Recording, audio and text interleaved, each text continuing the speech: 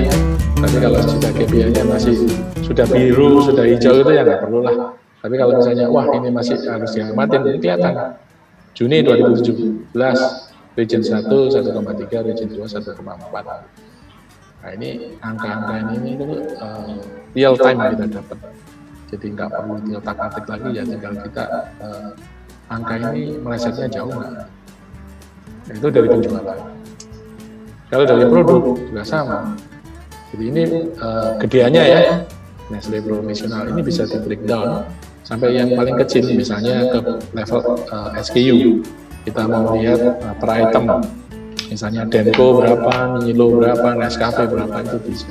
Jadi tergantung dari pemakainya. Kalau pemakainya lihat global ini, oh ini aman, 1,3 aman, ini 1,4 aman, ya sudah, nggak perlu dilihat lagi. Tapi kalau misalnya, wah 1,3 ini merah, merahnya di mana nih? Produk apa nih yang meleset dari yang ditargetkan? Seperti itu. Ya, kemudian ini channel juga ya, channelnya ini masuk kan, gitu. Performance dari channel ini bisa nasional, bisa region, bisa area, bisa distributor, dan ini semua agregat sama, gitu. Jadi nanti kalau yang dari nasional itu di drill down ke bawah, dia akan merupakan penjualan dari region. Kalau region itu di drill down lagi ke bawah, dia akan merupakan penjual agregat dari area.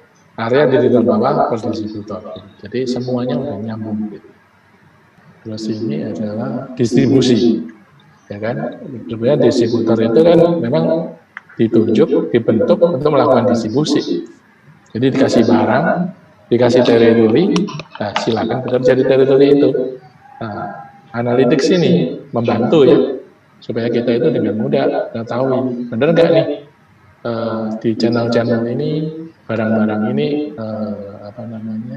terdistribusinya itu sesuai dengan rencana nggak? Kalau nggak sesuai dengan rencana, bisa jadi rencananya yang keliru atau mungkin apa yang dikerjakannya itu kurang maksimal gitu. Nah ini juga preferensi purchase kelihatan. Jadi misalnya di sini Milo gitu ya, itu hanya ada 24 transaksi, Nescafe 37, Nesti 3. Nah, kelihatan ya, jadi dari keaktifan penjualan daripada produk itu. Gitu. Ini sekali lagi nggak perlu dibikin, jadi just dari yang dikerjakan oleh admin distributor ditarik masuk ke sini. Kalau ini sampai dibikin ada orang yang mau otak-atik, wah itu udah ini ya, udah ketinggalan sekali dan kemungkinan salahnya juga besar. Kalau ini kan semuanya by system. Kalau salah semua, kalau benar ya tinggal pakai gitu. Nah ini dari sisi outlet ya. Jadi outlet star tadi, kalau di sini ada Cavilia, PT Kenari Biliar, Rumah Makan Agugu gitu ya. Nah, itu memang seperti itu nggak sih? Gitu. Jadi outlet itu sudah menjadi aset distributor yang harus di-maintain. Nggak bisa digeletakin doang, kayak seperti yang lalu-lalu ya. Oh kita pegang produk yang apa, yang brandnya kuat, apa namanya, demand-nya tinggi, ya sudah. Tinggal distribusi grosir atau toko yang ke kita. Ini udah nggak bisa seperti itu karena produk substitusinya itu selalu muncul dan berusaha untuk naik ya. Kalau kita lihat di komoditi katakanlah seperti kopi itu kan banyak variannya, banyak mereknya, banyak variannya, macam-macam. Jadi ini adalah aset distributor yang harus dimaintain. Jadi pembelian dari toko by produk itu kita bisa lihat. Atau misalnya ini outlet, misalnya kita ini adalah star outlet kita, misalnya apa Jangkar. Ini kan kita bisa lihat ya. Kenapa di bulan Maret ini dia nggak beli? Di bulan Juni dia juga nggak beli gitu. Ini kenapa gitu? Apakah dia beli kompetitor lain atau apa? Apa gitu ya? Jadi apa namanya? Tools ini itu melengkapi operation untuk supaya bisa yang atas ini bisa achieve sesuai dengan apa yang disepakati bersama, ya kan, targetnya berapa, produknya berapa, channelnya berapa, distribusinya mau bagaimana, apa yang disampaikan oleh Pak Frans tadi di depan, semuanya tertuang di sini secara otomatis, jadi klik dapat gitu. Yang ini untuk melihat apa ya, kita bisa improve di mana sih, kita bisa jagain outlet kita itu seperti apa gitu, ya. Nah, kemudian yang ini juga kecamatannya, nah ini kan register outlet nih. Di Kecamatan Jagakarsa ini 18. Bener nggak sih 18? Nah, pasar minggu nih yang gede 26. Nah, ini kan bisa digarap ya. Jadi tentunya yang garap ini tentunya harusnya supervisor sales yang ada di distributor. Jadi pasar minggu, wah begitu gede cuma ada 26 toko. Jadi kalau nggak jualan ya pantas gitu kalau penjualannya turun ya. Dan 26 ini belum tentu beli kan. Kita bisa lihat di sini. Nah, ini yang beli, yang transaksi, ini di outlet apa di Kecamatan Tebet itu hanya 5. Di Setiabudi ada 4 gitu. Jadi jangan bingung dengan outlet baru. Ini adalah wilayah teritori yang dimiliki distributor. Garaplah wilayah dan teritori ini dengan sebaik-baiknya. Ciptakan, rekrut outlet-outlet baru yang ada di sini untuk memenuhi target teritori yang sudah ditentukan sebelumnya gitu. Jadi ini tools yang ada ya. Nah, jadi dari sini juga ketahuan dari di Kembangan ini kecamatan dan ini kecamatan juga Kebon Jeruk. Jadi antara transaksi dan register outlet itu cuma 33%. Dan ini yang kalau 33 naik aja jadi 50 itu kan sudah lumayan sumbangannya. Atau misalnya yang sini yang udah agak tinggi ini 67. Ini 67 ini kita perlu jual apa lagi ya di sini? Kalau kita dibiarkan ke salesman ya nggak bisa, karena salesman itu hanya ya ada order diambil gitu. Nah, ini justru di level strateginya. Jadi ini 67 dia beli apa aja? Barang apa yang bisa ditawarkan di sini? Nambah satu item aja, itu omsetnya pasti akan ada. Apalagi yang bawa-bawa ini sangat minim ya. Kenapa hanya? Kira-kira presentasi saya seperti itu, Pak. Barangkali bisa dilanjutkan dengan tanya jawab. Silakan, Pak. Iya, silakan Bapak Ibu. Mungkin ada pertanyaan-pertanyaan yang mau didiskusi. Tadi saya lihat di chat masih belum ada pertanyaan yang ini ya. Saya tanya Pak. Ya silakan Pak. Dari Pak Iva Johan dari Tulungagung. Jadi Pak Iva ya ini Pak Iva ya. Betul Pak, betul. Iya ya Pak Iva, bagaimana Pak? Ini kan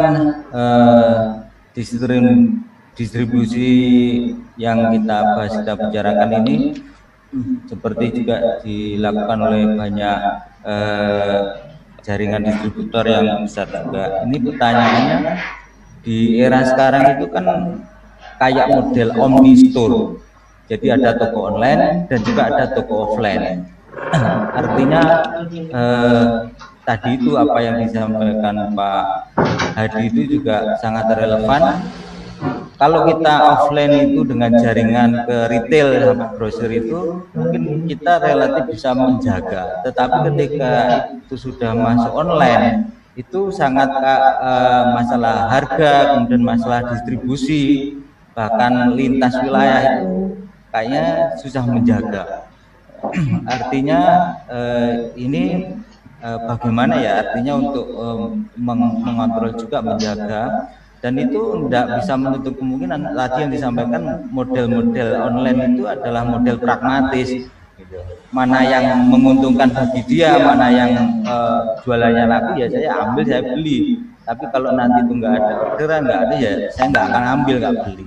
Tapi itu lumayan menggerus ya, lumayan menggerus proses distribusi secara offline yang keliling itu. Apalagi dengan kasus COVID ini. COVID-19 itu sejak Maret sampai sekarang itu saya kira ada pengaruh besar itu kita di wilayah distribusi offline, tetapi online itu meningkat dan itu lumayan menggerus merusak sedikit tatanan ketika di bawah. Karena apa? Toko kita yang mungkin biasanya juga ngambil, ternyata dia dapat dari mana, mungkin saudaranya, mungkin apa dan sebagainya. Itu dan agak susah mendeteksinya karena dia dapatnya juga online. Misalnya di Shopee atau di Tokopedia yang itu ada fasilitas gratis ongkir seperti itu. Dan mereka juga jualnya mungkin enggak kelasnya itu sudah lumayan murah dan sebagainya. Ini yang saya kira mungkin kalau di tingkatan kita distributor sih tidak masalah, tetapi itu akan mempengaruhi kepada grosir kita atau layer berikutnya, karena dia akan protes, loh mas itu gimana itu, kan begitu. Ada Indonesia. Bahkan saya kadang kalau di wilayah di mana ya, saya melihat di pasar lokal di Facebook atau apa itu ada grup-grup, misalnya grup jual beli kecamatan A, kecamatan B. Saya itu melihat ada orang jualan pokok pampers itu harganya itu harga sales gitu, bukan harga retail. Nah ini retail itu bisa kemakan dengan orang-orang yang jualan itu. Bisa jadi ini si agen atau si sales itu dia dibeli oleh orang personal di situ. Jadi tokonya itu sudah semakin banyak. Retailnya tidak hanya bentuk retail toko, tapi itu juga bisa perorangan. Kasus seperti itu yang saya kira ada semacam mungkin perubahan-perubahan ini gimana kira-kira begitu Pak? Mungkin ada semacam ini saya sendiri itu kan akhirnya dapat protes juga ke layar dukungnya mas kok bisa begini gitu. Kayak gitu Pak. Kalau saya boleh sampaikan ya Pak, jadi memang fenomena itu kita nggak bisa cegah. Karena kalau yang dulu, zaman dulu itu pabrikan nggak boleh langsung distribusi ke konsumen, harus lewat anak perusahaan. Tapi sekarang dengan adanya teknologi itu nggak bisa. Jadi produsen, kalau Bapak lihat di e-commerce itu semua produsen yang turun gitu. Produsen turun langsung ke consumer gitu. Nah sekarang bagaimana? Sekarang yang harus dilakukan ya kita semua harus efisien gitu. Karena setahu saya harga yang ke konsumen itu masih lebih tinggi daripada harga yang dimiliki distributor. Jadi distributor bisa jual melawan itulah. Nah dengan demikian mungkin Bapak yang harus mengumpulkan data-data yang di lapangan. Jadi komplain-komplain yang dari grosir, dari pelanggan-pelanggan Bapak itu diformulasikan dan diberisikan ke prinsipalnya. Ini kondisinya seperti begini. Karena di prinsipalnya sendiri juga yang menangani GT, General Trade itu yang berjalan sekarang ada padanya ini, itu juga berkompetisi dengan yang menangani e-commerce gitu. Jadi mereka juga ini mungkin kalau saya lihat kasusnya itu mirip seperti MT ya Pak. Jadi dulu kan nggak ada MT, full DT gitu. Ternyata ada MT. Nah MT-nya ini ternyata bersinggungan lah ya, bersinggungan dengan GP gitu. Jadi kenapa MT sekarang relatif lebih katakanlah stabil gitu ya, jadi stabil, dia bisa kemana-mana. Ya karena di dalamnya dia punya sistem yang jelas gitu. Jadi kalau kita lihat Indomaret, Alfamart gitu, dia tahu persis daerah ini sebetulnya konsumennya butuh apa. Dan kemudian mereka sebetulnya dagangnya nasional. Jadi dia beli nasional dan dia pakai sistem dijual kemana, harga berapa, semuanya terstruktur di situ. Nah, oleh sebab itu di sini ini kami mengajak nih prinsipal dan distributor. Prinsipal ini harus empower distributor karena apa? Distributor ini yang menjual ke retailer atau ke grosir. Nah, sementara dari yang lain itu masuk juga lewat online gitu, mendapatkan informasi yang cepat dan mengambil action yang cepat. Karena apa? Karena kalau distributor tidak melakukan apa-apa, ya lewat Pak. Karena sistem yang ada sekarang direct to konsumen ke toko itu kan sedang katakanlah seperti sedang uji coba gitu ya, sedang diuji coba. Masih ada inefisien. In total secara keseluruhannya itu mereka masih kecil Pak persentasenya dibandingkan oleh GT ini. Cuman masalahnya pelaku-pelaku di GT ini tidak bisa tinggal diam gitu loh. Mereka juga harus ikut digital Pak. Bagaimana melengkapi toko ini supaya bisa order langsung ke distributor, pengirimannya lebih cepat, penagihannya dan lain sebagainya. Saya pikir sih marketnya tergerus itu pasti Pak. Cuman seberapa dia tergerus itu yang menjadi tantangan dari distributor untuk bisa ngerem, bisa bersaing kayak seperti dulu lah. 100% general trade masuk, sekarang modern trade. Marketnya kan kemakan lumayan besar. Ya, gitu. Saya kira gitu, mungkin Pak Frans tambah itu.